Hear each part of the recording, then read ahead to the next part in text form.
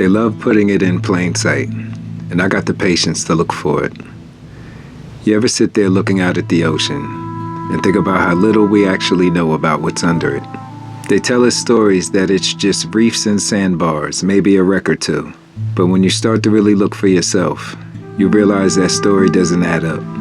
The shapes down there, they're too clean, they're too aligned, too intentional. Once upon a time, I would ask myself, why would they lie? They sold us this story that we're the most advanced humans that ever lived. That before us, it was cavemen and chaos. But if that was true, why are there entire civilizations, complex, electric, architectural masterpieces, buried beneath the sea? Why are there pyramids off the coast of Florida, Mexico, Japan, Cuba, lined up like power stations on a global circuit board? When you zoom in, they're not small. Some of these things stretch miles across the base, taller than anything we've ever built on land. Perfect equilateral geometry, each side facing the same cardinal points as the ones at Chichen Itza, Teotihuacan, Henderson, Nevada, La Danta in Guatemala, the pyramids of Egypt too, as if the same hand designed them all. Edges so sharp you could still trace their ridge lines. You look at it long enough and it stops feeling accidental. You just know someone built this, someone who understood energy, alignment, and power on a level we could barely imagine. So again, why would they lie? They said the ocean's levels rose, that these places sank.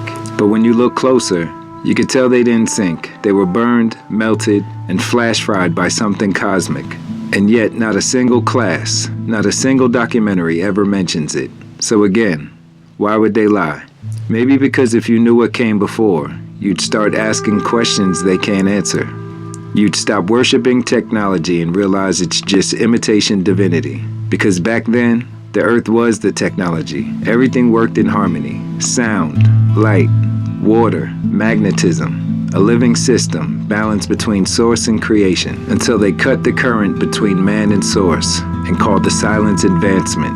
Sometimes I think about what it would have been like if the rhythm of source was never broken. Imagine waking up every day in a world that sang with you, where the sky didn't buzz with signals and the land itself healed your body, where people moved with purpose, not pressure, no war, no wage, just harmony. That was the real world. But then something shifted. Something rewrote the code, and they covered the evidence with oceans and stories. Every time I scroll through these coordinates and see mountain ranges that look like a melted temple, something deep in my gut, like a remembrance, like the soul knows what it's looking at. Maybe because we built that. Maybe we were that. And if that's true, if the truth of who we are is buried under those waves, then what does this false reality mean? This world of screens, distraction and noise, a reboot, a holding cell for amnesiatics. And still, most people will laugh and say, what the fuck is wrong with this guy? It's just rocks. But sure, perfectly aligned rocks standing in formation, each one mirroring the next like a circuit of titans.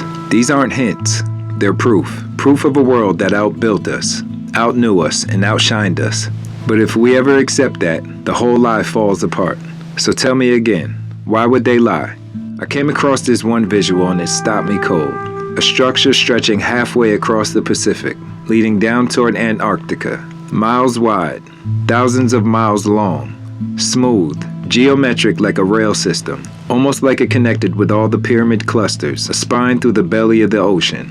And if you look long enough, you realize it's not natural.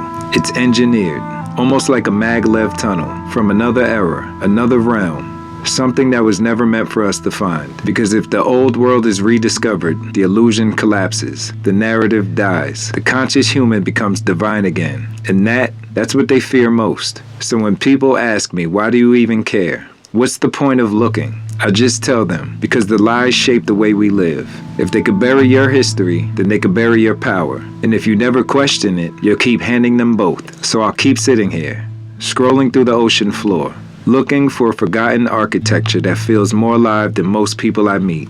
Those massive pyramids still burn with memory.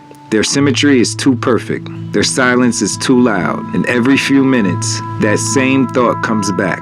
Quiet, almost playful, but heavy. Why would they lie? Maybe because the truth would set us free.